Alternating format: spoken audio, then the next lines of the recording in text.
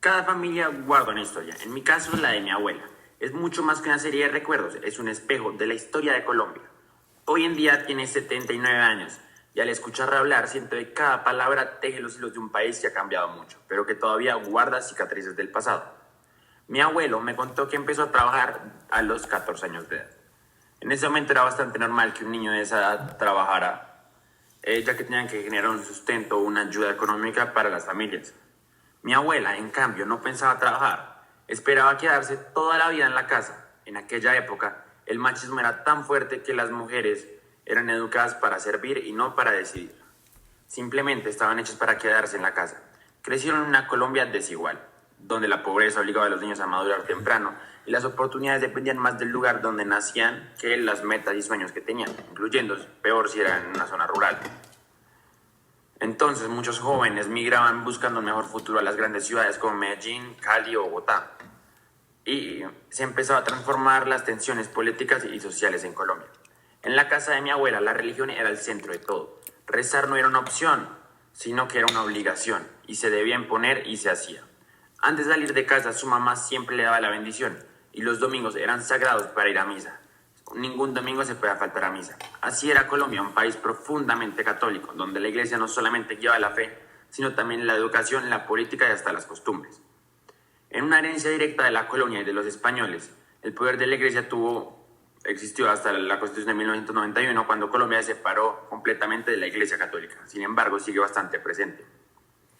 Mi abuela creyó que portarse bien era sinónimo de seguir las reglas de la religión o no cometer ningún pecado. Mi abuela también vivió la época del bipartidismo entre liberales y conservadores. Se levantaban muros invisibles, pero muy reales. La gente no elegía el partido por convicción, sino por herencia familiar. Y esa división, que empezó siendo política, se convirtió en violencia. En violencia entre los vecinos, entre los amigos, entre la gente, entre los pueblos. Y era un miedo constante, ya que había bastantes muertos y bastante violencia. Ella recuerda que la gente evitaba hablar por política porque una palabra equivocada podría costarte la vida. Esa época marcó toda una generación en Colombia donde el silencio era sinónimo de sobrevivir. Y hoy en día se pueden ver un poco eso en algunas personas mayores. Hoy mi abuela mira hacia atrás y dice que ha cambiado, pero también hay cosas que se repiten. Ya no se obliga a las mujeres a quedarse en casa, pero todavía cuesta que tengan todas las mismas oportunidades. Ya no hay guerras entre partidos, pero seguimos divididos por la ideología, por las rabias, por las redes sociales, incluyendo el Twitter y otro tipo de cosas. Escucharla me hizo entender que la historia no es algo que está en los libros, está en las manos de las personas mayores que vivieron para contárnoslo.